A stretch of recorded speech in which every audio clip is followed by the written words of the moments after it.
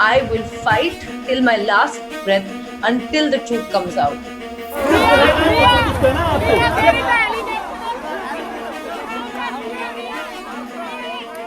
तो रिया चक्रवर्ती को कई हफ्तों से ड्रग सिंडिकेट का हिस्सा बताने वाले अब क्या करेंगे? अब किस आधार पर रोज रात को चीखेंगे, चिल्लाएंगे और देश के जरूरी मुद्दों से भटकाएंगे? With the kind of allegations and the accusations, treating me worse than a terrorist. Bombay high court ने तो यही कहा है कि रिया चक्रवर्ती ड्रग डीलर की कड़ी का हिस्सा नहीं है। न ही रिया ने ड्रग से पैसा कमाने का प्रयास किया है।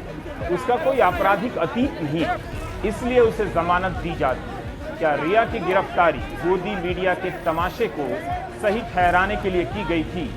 एक महीने बाद भी ठोस सबूत इतना ही है कि अदालत को लगा कि किसी खास लेन देन में पैसा देने का मतलब नहीं कि वो ड्रग के कारोबार को वित्तीय मदद दे रही थी। लेकिन सोचिए, करोड़ों दर्शकों को किस तरह कई हफ्तों से बेवकूफ बनाया है। हम जल्दी ही इस पर लौटेंगे, लेकिन आप देख रहे हैं प्राइम टाइम। नमस्कार, मैं रविश कुमार। शाहीन बाग का धरना 24 मार्च को हट गया था। 7 अक्टूबर को सुप्रीम कोर्ट का फैसला आया है, जबकि इस धरने को हटाने के लिए दिल्ली हाई कोर्ट और सुप्रीम कोर्ट में याचिकाएं जनवरी फरवरी के महीने में ही दी जा चुकी थीं। वकील अमित साहनी और बीजेपी के पूर्व विधायक नंदकिशोर गर्ग की याचिका थी कि किसी सार्वजनिक सड़क पर अनिश्चित काल के लिए धरना नहीं दिया जा सकता, इससे नागरिकों को दिक्कत होती है। दिल्ली हाई कोर्ट ने कहा है कि व्यवस्था बनाए रखना दिल्ली पुलिस का काम है। अदालत आदेश नहीं दे सकती है कि पुलिस किसी आंदोलन को कैसे हैंडल करे। सुप्रीम कोर्ट ने भी ऐसा ही कहा। सुप्रीम कोर्ट चाहता तो एक झटके में धरना हटाने के आदेश दे सकता था, मगर अदालत ने प्रदर्शन करने के अधिकार को मौलिक अधिकार माना और धरना कब तक चल सकता है इसे लेकर एक ऐसी प्रक्रिया अपनाई जिससे राज्य को तुरंत दमन की शक्ति न मिल जाए।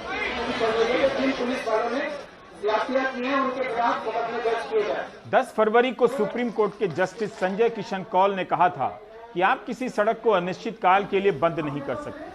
अगर हर कोई हर जगह इस तरह से विरोध प्रदर्शन करने लगे तो क्या होगा?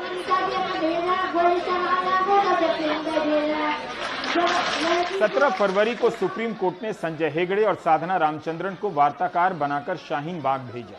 24 फरवरी को दोनों ने अपनी रिपोर्ट दे दी। छोड़ो कल की बातें, कल की बात पुरानी, नए जोश से लिखेंगे मिलकर नई कहानी, हम हैं तो साथी। राष्ट्रीय अल्पसंख्यक आयोग के पूर्व अध्यक्ष वजाहत हबीबुल्ला ने भी अलग से हलफनामा दायर किया था कि प्रदर्शनकारी शांतिपूर्ण तरीके से बैठे हैं और प्रदर्शन सुंदर है। पुलिस पर आरोप लगाया उन्होंने कि पुलिस ने ही सड़क को अनावश्यक रूप से ब्लॉक किया है। वजाहत हबीबुल्ला ने अपने हलफनामे में कहा कि वहां कई ऐसी सड़कें हैं जिनका धरना स्थल से कोई संबंध नहीं है, फिर भी पुलिस ने उन रास्तों को ब्लॉक किया हुआ है।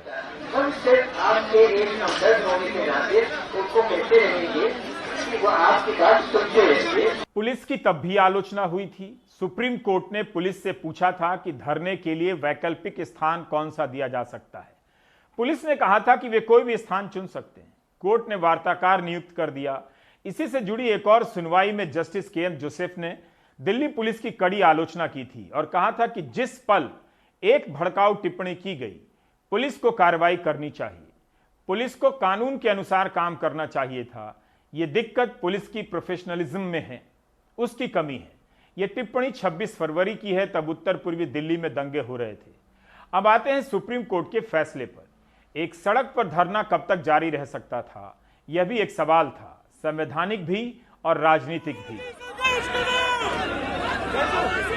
जब हरियाणा में राहुल गांधी को कुछ देर के लिए प्रवेश करने से रोका गया तो उन्होंने ट्वीट किया कि वे वहीं पर 5000 घंटे बैठ जाएंगे।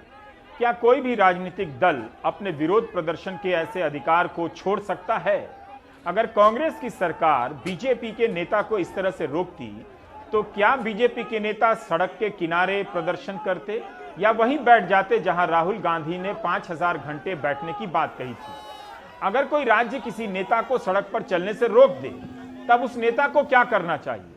जाहिर है इस सवाल का जवाब अदालत तय नहीं कर सकती है। 21 सितंबर को सुप्रीम कोर्ट में इस मामले में अंतिम बहस हुई। तब कोर्ट ने याचिकाकर्ताओं से पूछा कि धरना तो उठ चुका है, क्या आप याचिका वापस लेना चाहेंगे? याचिकाकर्ताओं ने कहा कि वे इस मामले में बड़े जनहित को देखते हुए विस्तृत फैसला चाहते हैं। भीम आर्मी के चीफ चंद्रशेखर आजाद व अन्य की ओर से वकील महमूद प्राचा ने कहा कि अगर इस तरह का विरोध शांति से हो रहा है तो कोई निर्देश जारी नहीं किया जाना चाहिए।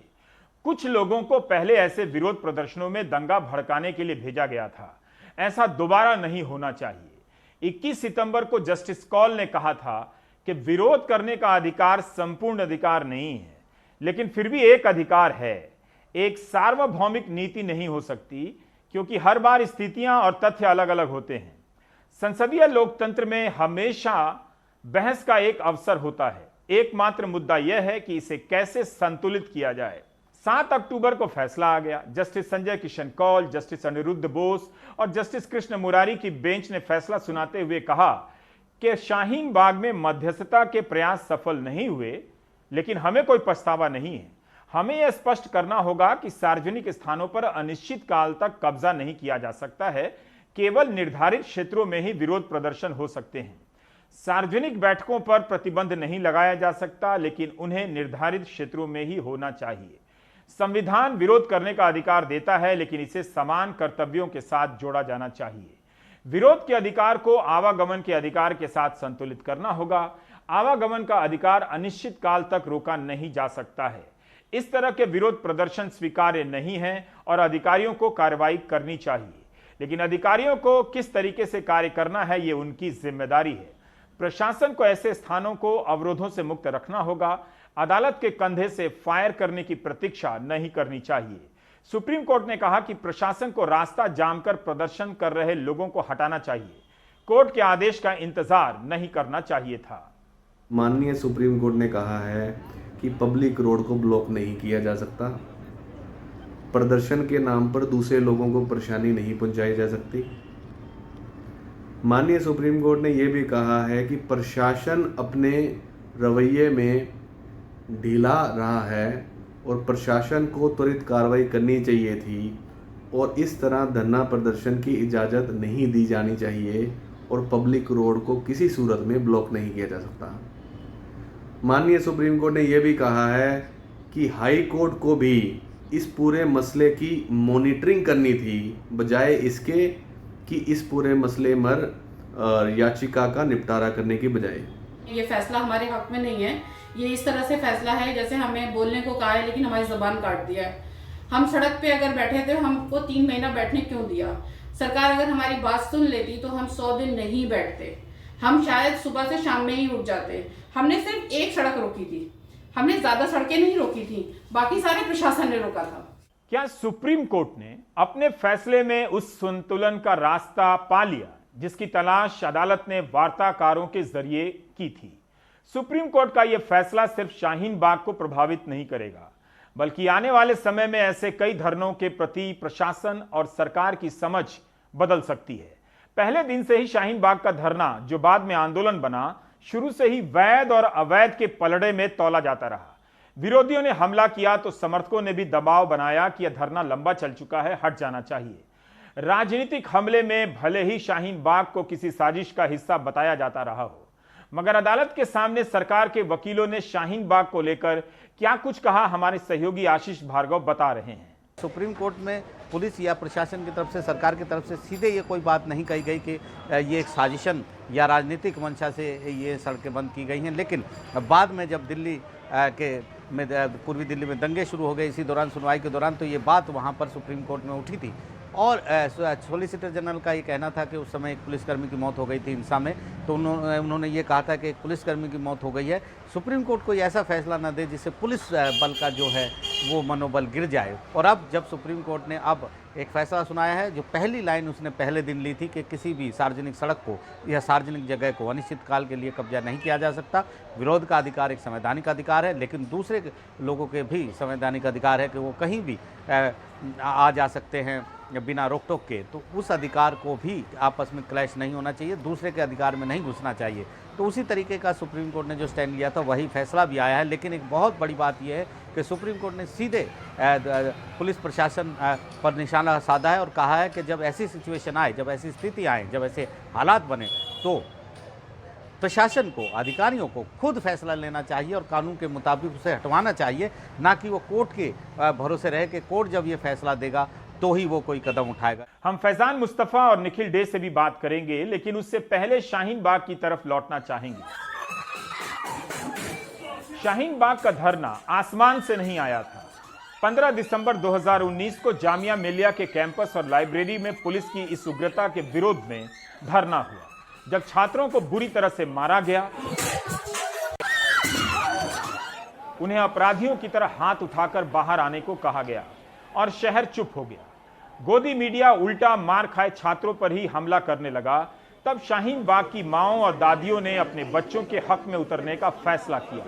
वे ठंड की रात में बैठी रह गईं और कई दिनों तक बैठी रह गईं। धीरे धीरे यह धरना नागरिकता कानून में संशोधन के विरोध का प्रतीक बनता चला गया। दिल्ली के दूसरे मोहल्लों की औरतें भी आने लगीं, दूसरे समुदाय की लड़कियां और औरतें भी आईं। शाहीन बाग संवैधानिक प्रदर्शन का एक आदर्श मकाम बन गया, जिसकी नकल में देश भर के हर दूसरे धरना प्रदर्शन को शाहीन बाग कहा जाने लगा। इसमें शामिल होने वाली औरतों को आंदोलन के मुद्दे से हटकर कुछ और भी महसूस होने लगा था। औरतों के बीच एक सुरक्षित और संवैधानिक जगह का निर्माण हुआ, जहां बोलने का नागरिक धर्म बगैर किसी खतरे के निभाया जा सकता था। आंदोलन के सारे प्रतीक संवैधानिक थे।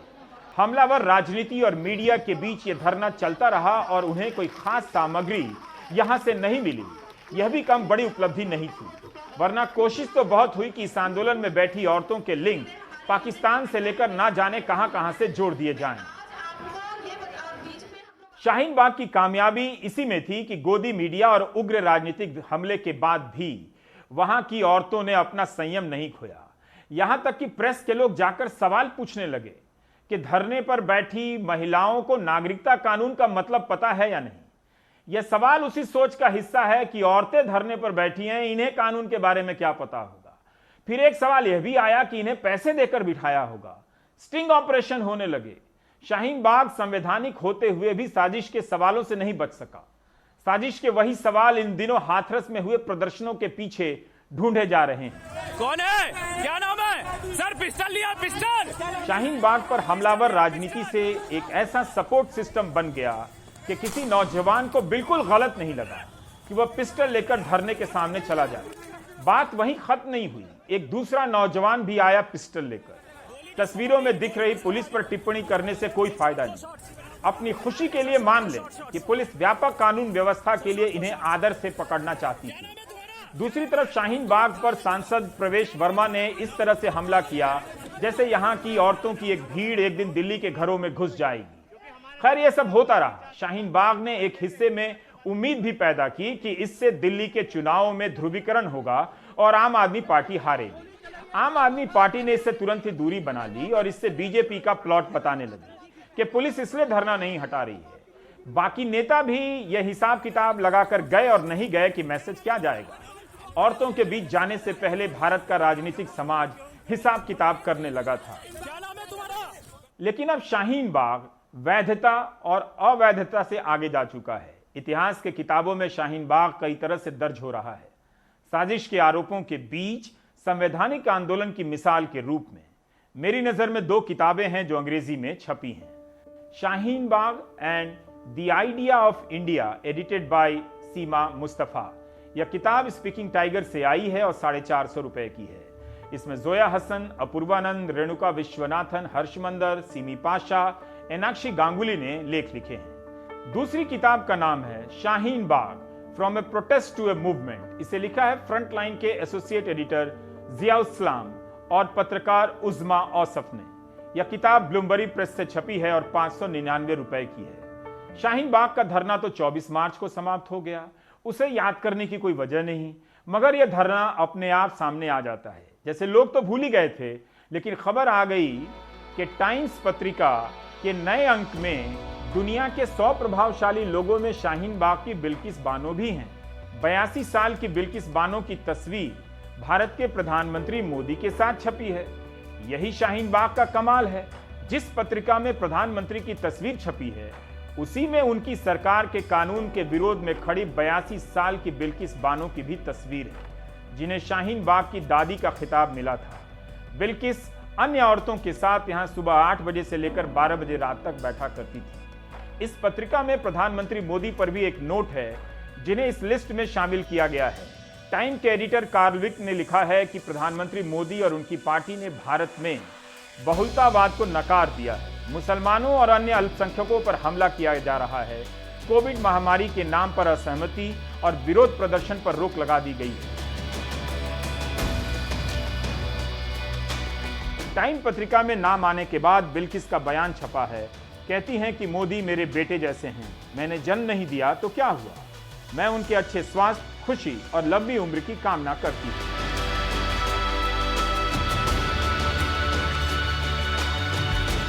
शाहीन बाग ने अपनी पहचान ओखला और जामिया से ऊपर कर ली है। मोहल्ला पुराना है मगर इलाके से बड़ा हो गया है। 16 अगस्त को दिल्ली प्रदेश बीजेपी प्रमुख आदेश गुप्ता ने ओखला, शाहीन बाग और निजामुद्दीन से 200 लोगों को पार्टी में शामिल किया। इसमें से 50 लोग शाहीन बाग मोहल्ले से बताए गए, इसलिए शाहीन बाग नाम का मोहल्ला उतना अवांछित नहीं है जितना जनवरी और फरवरी के महीने में था। इन 50 लोगों को शाहीन बाग की औरतों का शुक्रिया तो अदा करना चाहिए कि उनकी वजह से उस पार्टी में उनके मोहल्ले की पूछ है जिस पार्टी की नीति के विरोध में शाहीन बाग हुआ था। यही शाहीन बाग की कामयाबी है।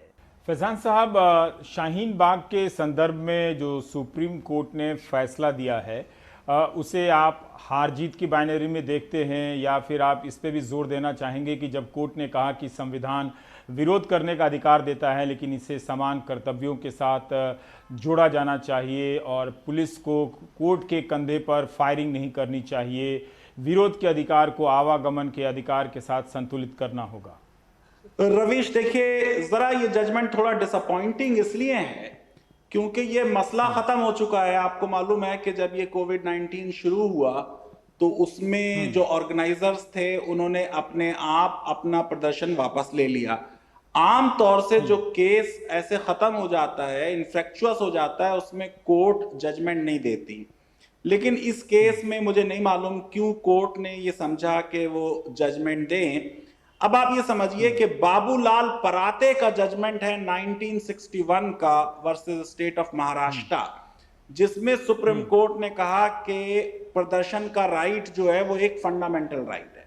संविधान की अगर टेक्स्ट देखिए तो अनुच्छेद 19 में पहले आपसे कहा गया article 19 clause 1 sub clause A में कि अभिव्यक्ति का अधिकार है, और फिर क्लॉज बी में कहा गया कि आपको राइट है to assemble peaceably without arms, यानी आप कहीं पे इकट्ठा हो सकते हैं, आपके पास आर्म्स नहीं होने चाहिए। ये दिल्ली का एक केस मैं रवीश आपको बताना चाह रहा हूं जिसमें सुदान सिंह का केस था। संविधान बेंच का जजमेंट है, हॉकर्स के बारे में एनडीएमसी ने ये एक फैसला लिया कि आप यहां पर बैठ के अपना सामान नहीं बेच सकते।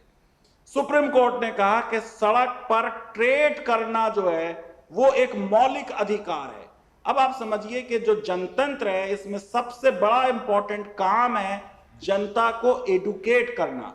अब एडुकेट करने के लिए अगर राज्य कोई ऑब्सक्योर जगह बता दे कि वो आपका डेजिग्नेटेड जगह है, दिल्ली से 25 किलोमीटर दूर जाके वहां पे कीजिए द्वारका के पीछे, तो उसमें कोई कवरेज नहीं मिलेगा। मैं ये समझता हूं कि जब सुप्रीम कोर्ट ने ये मान लिया कि डिसेंट जो है वो डेमोक्रेसी की इसेंस है, यूएस सुप्रीम कोर्ट का तो इसके बारे में जजमेंट है कि जनता को ये अधिकार है कि वो पब्लिक में जाके बैठें और बताएं किन डिसीजन से वो सरकार के एग्री नहीं करते। मैं ये समझता हूं कि हर प्रोटेस्ट जो है वो डेमोक्रेसी को स्ट्रेंथन करती है, लोगों को एडुकेट करती है। कोई भी सरकार ये नहीं चाहेगी कि उसके विरुद्ध प्रदर्शन हो। तो अगर सरकार को यह अधिकार दिया जाएगा, आप सोचिए कि संविधान में क्या लिखा है कि आपका जो राइट है असेंबल पीसेबली विदाउट आर्म्स, उसे 2 ही कंडीशन में आप रीजनेबल रेस्ट्रिक्शन से रेगुलेट कर सकते हैं।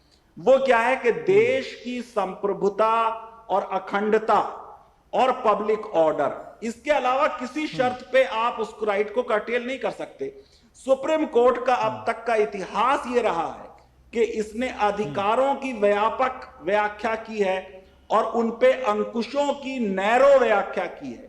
ये जजमेंट उस पैरामीटर पर डिसअपॉइंटिंग है क्योंकि ये सरकार को ये अधिकार दे रहा है कि वो डेजिग्नेटेड प्लेस पे ही प्रोटेस्ट अलाउ करे, और डेजिग्नेटेड प्लेस सरकार कभी भी ऐसा नहीं बताएगी कि जंतर मंतर पे कर लें। वो हमेशा ऐसी जगह होगी जिस तरफ लोगों का ध्यान नहीं जाएगा, उसको कवरेज नहीं मिलेगा। वैसे भी आपको मालूम है गोदी मीडिया का जमाना है, प्रोटेस्ट को कहां कवरेज मिलता है। तो ये जरा सा दो बातें मुझे इस जजमेंट में लगती हैं कि इस फैसले की जरूरत नहीं थी, क्योंकि झगड़ा खत्म हो चुका था। दूसरी चीज ये कि जब एक बार प्रोटेस्ट को मान लिया, डिसेंट को मान लिया, आप सोचिए अगर अंग्रेजों ने गांधी जी और नेहरू को इजाजत ना दी होती प्रोटेस्ट की, तो देश कैसे आजाद होता। आप ये सोचिए कि जितनी साइंटिफिक इन्वेंशंस हुए हैं वो सब डिसेंट से हुए हैं। इसलिए अदालत ने कुछ इस पे ये तो मौलिक अधिकार की बात कही, लेकिन शायद अदालत कार्यपालिका के अधिकार क्षेत्र में नहीं जाना चाहती हो। पर क्या ये उम्मीद करना चाहिए था कि इससे आंदोलन वगैरह के अधिकारों पर और स्पष्टता के साथ फैसला आएगा, और या इसमें इससे और आपको लगता है कि आने वाले प्रदर्शनों के लिए इससे समस्या पैदा हो जाएगी, क्योंकि तब पुलिस कहेगी कि हमारे पास कोर्ट का इस तरह का ऑर्डर है और हमें ही वो जगह निर्धारित करनी है। देखिए रवीश, जिस चीज पे लॉ पहले से क्लियर हो और वो मसला हल हो चुका हो, उस पे जजमेंट की जरूरत नहीं होती। मैं ये समझता हूं इस पे जरूरत नहीं थी। आप ये सोचिए कि पुलिस एक्ट का सेक्शन 30 है, पुलिस से पहले परमिशन ली जाती है धरना प्रदर्शन की। पुलिस उसमें कोई भी शर्त लगा सकती है। उसके अलावा इंडियन पीनल कोड में अनलॉफुल असेंबली का प्रावधान है कि अगर 5 या उससे ज्यादा लोग इकट्ठे हो गए, अनरूली हो रहे हैं, अनलॉफुल ऑब्जेक्ट है उनका, तो पुलिस जो है उनको हटा सकती है। यहां लॉ की कमी नहीं है, पब्लिक ऑर्डर को मेंटेन करने का राज्य को अधिकार है। इस केस में सुप्रीम कोर्ट ने कहा कि भाई राज्य को अपने आप खत्म करना चाहिए था, लेकिन समझिए जनतंत्र है, इसलिए हाई कोर्ट ने भी इस केस में हाथ नहीं डाला, सुप्रीम कोर्ट ने भी इसको एकदम आउटराइटली मना नहीं कर दिया। उस वक्त उन्होंने संजय हेगड़े की एक कमेटी बना दी। मैं समझता हूं कि ये जो प्रदर्शनकारी थे, इनको संजय हेगड़े वाली कमेटी से बातचीत में जरा सा मॉडरेशन रख के मसले को हल करते और कोर्ट फिर इंडोर्स कर देती उस कमेटी को। तो अक्सर जब आप रिजिड हो जाएं, चाहे वो सरकार हो चाहे वो प्रदर्शनकारी हो, काम बिगड़ जाता है। बहुत बहुत शुक्रिया फैजान साहब इसकी हमसे बात करने के लिए। शुक्रिया, धन्यवाद। अब हम अदालत के आदेश की बात निखिल डे से भी करना चाहेंगे, जिनका प्रदर्शनों का लंबा अनुभव है। फैसले में निर्धारित क्षेत्र में धरना देने की बात कही गई है, जिसके बारे में फैजान साहब ने बताया। निखिल डे बहुत जमाने से इस बात को रेखांकित करते रहे हैं कि हर राज्य में धरना स्थलों को दूर किया जा रहा है ताकि वो दिखाई ना दे, सचिवालय और प्रेस की नजर से दूर हो जाए। धरना अगर प्रेस कवर नहीं करेगा, जैसा कि फैजान साहब ने कहा, तो शहर के लोग जो पहले देखा करते थे, अब वो शहर की नजरों से भी धरना प्रदर्शन दूर हो जाएगा। आप इसे पटना की इन तस्वीरों से समझें। तस्वीर पुरानी है, मगर 125 दिन तक चले इस धरना की तस्वीर दिखा रहा हूं, जो जूनियर इंजीनियर हड़ताल पर थे। पहले पटना के मुख्य मार्ग पर धरना हुआ करता था, तो आते जाते शहर के लोग देख लिया करते थे। उस रास्ते से मंत्रियों और अधिकारियों का भी आना जाना होता था। अब बेली रोड से हटाकर इसे गर्दनी बाग में कर दिया गया है, जहां पर धरना चलता रहता है, मगर किसी को फर्क नहीं पड़ता, क्योंकि वहां प्रेस कभी कभार चला गया तो चला गया, मंत्रियों और अधिकारियों का उधर से जाना कम होता है। कई धरने लंबे समय से इन जगहों पर चलते रहे हैं। भले इनके धरने से सड़क जाम नहीं होता है, किसी को कोई दिक्कत नहीं होती है, मगर अब इनके पास अधिकार होते हुए भी ये अधिकार विहीन प्रदर्शनकारी बनकर रह गए। दूसरी तरफ निखिल डे जयपुर के स्टैचू सर्किल का उदाहरण देते हैं कि वहां पर 50-50 दिनों तक धरना चला करता था, लेकिन अब जयपुर में धरने की जगह वहां से हटाकर 9 किलोमीटर दूर कर दी गई है, जहां पहुंचना मुश्किल होता जा रहा है। और शहर, जो बीच शहर में लोगों की नजरों में धरना हुआ करता था, आते जाते लोग भी उसमें शामिल हो जाया करते थे, वो प्रक्रिया कमजोर पड़ गई है। तो जैसा कि हमने उदाहरण के साथ आपको बताया कि कैसे पटना में धरना का स्थल जो है वो प्रशासन की नियमित निगाहों से दूर कर दिया गया है, और अब शायद मीडिया भी वहां नहीं पहुंचता है, कभी कभार पहुंच जाता होगा। निखिल डे ऐसी प्रवृत्तियों पर, प्रक्रियाओं पर नज़र रखते हैं और लंबे समय से खुद आंदोलन में शिरकत करने का आपका अनुभव रहा है। निखिल, हम ये जानना चाहते हैं कि कई राज्यों के हिसाब से देखते हुए अगर आप बताएं तो सुप्रीम कोर्ट ने जो आज फैसले में कहा है कि निर्दिष्ट जगहों पर ही धरना दिया जा सकता है और इस तरह से अनिश्चित काल के लिए सार्वजनिक जगहों पर धरना नहीं दिया जा सकता है, इस पर आपको इस आदेश के संदर्भ में किस तरह से लगा आपको ये जो पहले की जो घटनाएं हो रही हैं? तो रवीश जी, ये देश को आज़ादी मिली धरना आंदोलन सत्याग्रहों के आधार, तभी तो आज़ादी मिली। और उसके बाद वही स्थल जहाँ लोग आंदोलन करते थे वो हर शहर में थे, चाहे पटना हो, चाहे जयपुर हो, चाहे दिल्ली हो। और ये जरूर है कि जो धरना आंदोलन करते हैं वो हर प्रकार के लोग हैं। उनमें से कुछ इक्के दुक्के लोग हैं जो चीजों को, नियमों को और बाकी चीजों को तोड़ते हैं। वरना धरना आंदोलन का मतलब ही ये है कि हम पब्लिक के सामने अपनी बात दुख की रख सकें।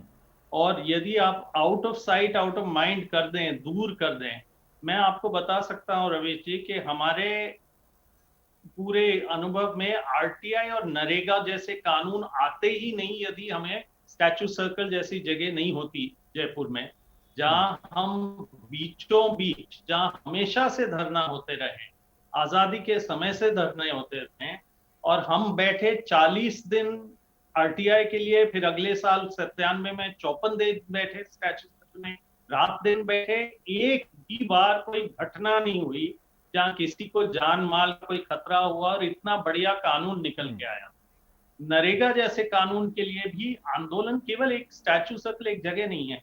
कितनी बार जयपुर की सड़कों में हम रोज रैली निकालते थे और हम ट्रैफिक नहीं रोकते थे, हम चलते थे। हाँ, जरूर कभी किसी रैली में ट्रैफिक भी रुकता है, लेकिन लोग कोई मजे से नहीं आते हैं धरने आंदोलन के लिए, लोग आते हैं अपनी बात रखने के लिए, और ये लोकतंत्र का एक बहुत मूलभूत बात है। तो आज के जो ऑर्डर है, जब वो कहते हैं आपको निर्धारित जगह में डालेंगे, जयपुर में क्या करने लगे, स्टैचू सर्कल से हटा दिया, और वहां क्या होता है, शाम को लोग आइसक्रीम खाते हैं, लोग घूमते हैं, वहां भी भीड़ होता है उसी समय। लेकिन क्या आइसक्रीम की भीड़ चाहिए हमें, या लोग वहां जो अपनी बात रख रहे हैं, हमारे साथ कितने ही और लोग धरने पर बैठे। और जंतर मंतर की वही कहानी है। मजदूर किसान शक्ति संगठन का केस था इसी सुप्रीम कोर्ट के सामने, जहां उन्होंने कहा it is a fundamental right कि आप प्रोटेस्ट कर सकें। लेकिन जैसे ही उन्होंने पुलिस विभाग को कहा आप इसकी गाइडलाइंस बनाओ, तो गाइडलाइंस ऐसे हो गए उस केस के बाद भी, उस ऑर्डर के बाद भी, कि आप सुबह 9 से 5 ही करोगे, उसमें इतने ही लोग होंगे। अब लोग इतने ही होंगे, ठीक है, समझ में आता है कि आप बहुत लाख 2 लाख लोगों को जंतर मंतर में नहीं डाल सकते, लेकिन आप इतने नियम कानून बना लेंगे जो बाहर से, हमारे जैसे लोग राजस्थान से आते हैं या कोई तमिलनाडु से आता है, अब वो रात को कहीं होटल में थोड़ी जा सकता है, प्रोटेस्ट करने तो दिल्ली आएंगे। तो ये एक दिक्कत है। शाहीन बाग में लोग क्यों बैठे? शाहीन बाग में लोग बैठे क्योंकि वहां वो महिलाएं अपने घर से, आप दूर कह दो, रामलीला मैदान में जाओ तो आपको 50,000 रुपए देना पड़ेगा, आप कुछ और करना चाहो तो आपको दिल्ली के बिल्कुल बाहर कहीं कर देंगे, जैसे जयपुर में कर देते हैं। तो ये चीजें यदि आपको करना है तो आप लोग फिर अपने आसपास ही जाएंगे, या लोग रेल की पटरी पर बैठने लग जाएंगे। आज आप बताओ, जब गुर्जर आंदोलन हुआ, जब और चीजें हुई, यदि आप ढंग के निर्धारित स्थल देंगे और लोगों को एक मौका देंगे, और केवल एक निर्धारित स्थल की बात नहीं है रवीश की, बात ये भी है कि रैली निकालो, तो आप पूरे दिल्ली शहर को पर धारा 144 लगा दें। ये जनता का डायलॉग करने का एक तरीका है। पत्थर फेंकना बिल्कुल इलीगल है, किसी के साथ किसी को उस ढंग से बाधित करना बिल्कुल इलीगल है, और उनको रोकना चाहिए। वो इक्के दुक्के लोग हैं। दिक्कत यह है, वो इक्के दुक्के लोग आज हावी हो रहे हैं देश में। वो जब चाहते हैं वो कुछ भी कर देते हैं, और जो लोग लोकतंत्र, आपके जवाब से मैं ये समझ सका कि जो निर्धारित जगह है इसे आप प्रशासन के ऊपर डाल दें, शायद ये अदालत का मामला ना भी हो, तो वो प्रशासन जो है उस निर्धारित जगह को कहीं दूर खेत में भी तय कर सकता है, जहां ना मीडिया पहुंच सके, जहां ना लोग पहुंच सके। और दूसरा मैं ये जानना चाहता हूं कि आप लोगों का इतना लंबा रहा अनुभव है, धरना प्रदर्शन करने के लिए कानून प्रशासन से जो डीलिंग है उसकी प्रक्रिया कितनी जटिल हुई है? कितने दिनों में आदेश मिल जाते हैं कि आप कर सकते हैं और किस तरह की शर्तें बदल गई अब? बहुत जटिल है। मैंने वो आदेश निकाले हैं, कई पेजेस भरने पड़ते हैं और ऐसा हो जाता है, ऐसा लिख देते हैं जैसे मान लो आप अपनी जान को ही गिरवी रख रहे हो ये आंदोलन करके। मतलब अंत में आंदोलनकारी लोग आपके दुश्मन नहीं हैं, और यदि आप एक बर्ताव उनको इज्जत के साथ एक बर्ताव करेंगे, हमने 30 साल में देखा है, 30 साल का अनुभव है ये आंदोलन धरने करते हुए, और आंदोलन धरना काम करने ढंग का क्रिएटिव काम करने का एक बहुत जरूरी तरीका है। अब आप इतने इफ्स एंड बट्स और परमिशन के लिए बैठे रहते हैं, परमिशन 2 दिन कंटिन्यूअस नहीं देंगे, रात रुक नहीं सकते हैं, ये सारे चीजें आप लगा दें तो धरना प्रदर्शन फिर केवल वही एक बहुत एलीट वर्ग कर पाएगा, थोड़े 1 घंटे के लिए आके करके चले जाएगा, जिसका कोई मतलब भी नहीं है। जब कोई धरना में जाता है वो अपनी पूरी जान को उसके अंदर डालता है अपनी बात को कम्युनिकेट करने के लिए। तो रवीश जी ये इन्होंने कोर्ट भी जब कहता है कि आर्टिकल 19(1)(a) का बिल्कुल मूलभूत हिस्सा है, प्रदर्शन करना, डिसेंट करना उसका मूलभूत हिस्सा है। कई जजमेंट्स हम लाए भी कोर्ट के सामने दुनिया भर के, जहां कहा कि in the interest of democracy आपको और जगह देनी पड़ेगी, स्थान देना पड़ेगा, और जहां कोई गलती करे उसके ऊपर आप रोक लगा दो, लेकिन आप सामान्य लोगों के ऊपर पहले ही रोक लगा दो जटिल करके प्रक्रिया, तो वो तो गलत बात। वो तो वैसे ही होगा कि ट्रैफिक ही नहीं हिल सकता है क्योंकि कोई ट्रैफिक के नियम तोड़ते हैं। बहुत शुक्रिया निखिल डे अपनी जानकारी देने के लिए। तो उम्मीद है कि लोग इस फैसले को अपने शहर के धरना स्थल के संदर्भ में भी देखेंगे और खोजेंगे कि जहां पर वो आए दिन रोज धरना प्रदर्शन देखा करते थे वो जगह कहां गई, क्यों खाली है और धरना प्रदर्शन क्यों बंद हो गए हैं। ब्रेक के बाद हम रिया चक्रवर्ती के बारे में बॉम्बे हाईकोर्ट के फैसले की बात करेंगे।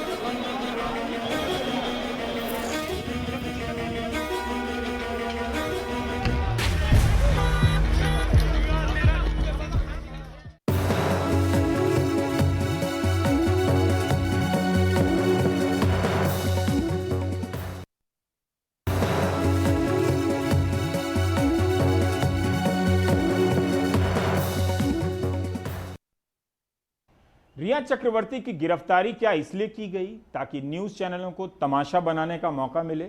गोदी मीडिया ने जो खेल खेला है वो रिया चक्रवर्ती तक सीमित नहीं रहेगा। इस घटना ने मीडिया को सुपारी गैंग में बदल दिया है।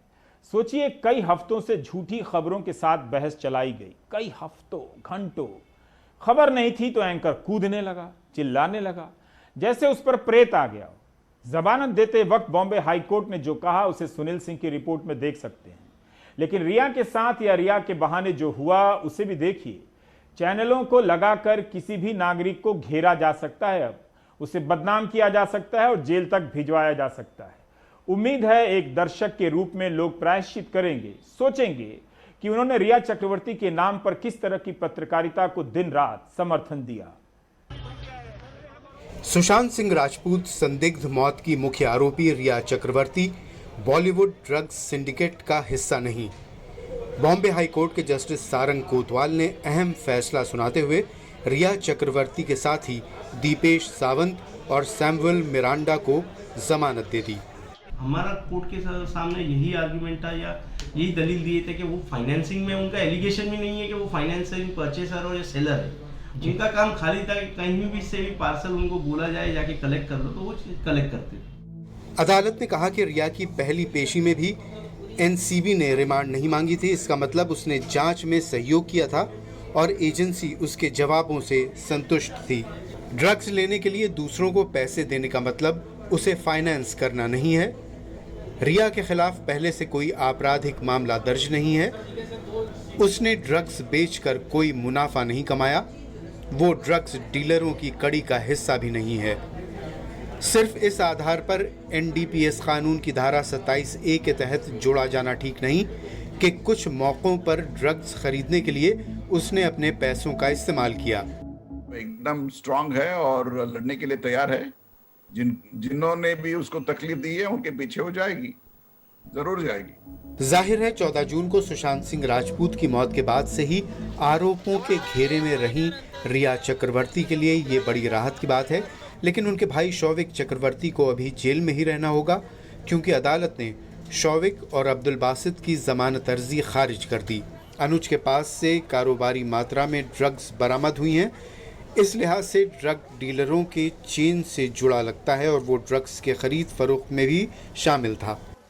अदालत ने मामले में additional solicitor general Anil Singh के इस चार्ज को भी खारिज कर दिया कि सेलिब्रिटी और रोल मॉडल के साथ कठोर व्यवहार किया जाना चाहिए ताकि ये मिसाल बन सके और युवा पीढ़ी अपराध की तरफ प्रोत्साहित न हो। जस्टिस सारंग कोतवाल ने कहा कि मैं इससे सहमत नहीं हूँ। कानून के समक्ष सभी बराबर हैं।